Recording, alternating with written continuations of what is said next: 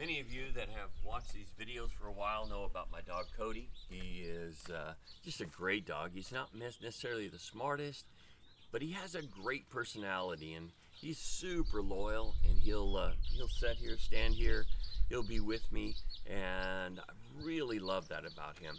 What you may not know is when I was a kid, I had a cat. We had a mouse problem. We'd lived near cotton fields, and when they would chop the stalks, the mice would overtake us, and so that cat would get to work. He did a great job, but he was not loyal at all. He would disappear for just long periods of time, come back all beat up, and then one time he left and he never came back. And so he was his own person, and there was really no connection, and I didn't really like that. I wonder if I'm as loyal as Cody when it comes to my relationship with the Lord. What we're going to be looking at today is the fact that we're going to forsake something. What is it going to be? In John 6:66 and 67 it says, "From that time many of his disciples went back and walked no more with him.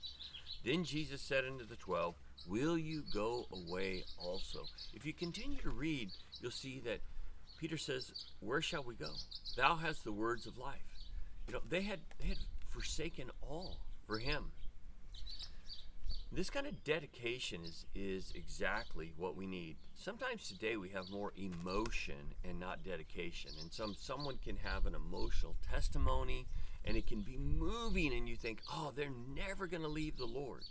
And they didn't couple that heartfelt emotion with dedication. In Luke 14:33 it says, "So likewise, whosoever be of you that forsaketh not all that he has cannot be my disciple." So you've got to have that kind of devotion. And when I say you're going to forsake something, you need to forsake the world and not the Lord, because the thing that the Lord has to offer is extremely valuable. The other thing I think we need is discernment.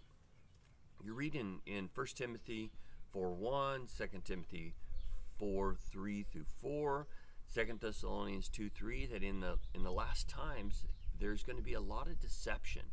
And so you need this discernment. And one of the things is you've got to be really careful what you hear and how you hear. So what does a picture of this look like? Well, kind of more than Cody, I think of Moses. Moses, he was this indecisive individual that was really a reluctant follower.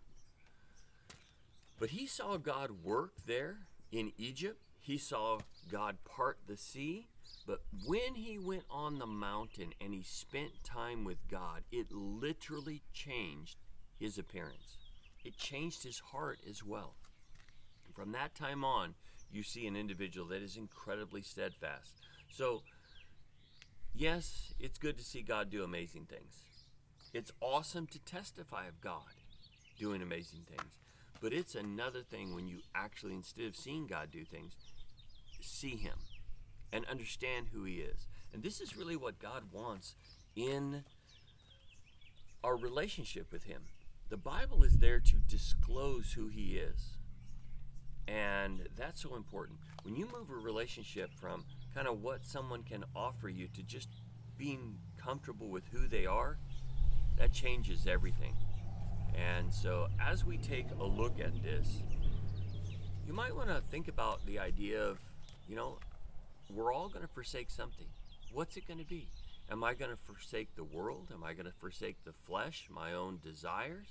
Or am I going to forsake the Lord? I hope you don't forsake the Lord. I hope you have the dedication and the discernment that it takes to carry on. So, anyway, thank you so much for tuning in. We'll see you tomorrow. Come on, Cody. Come on.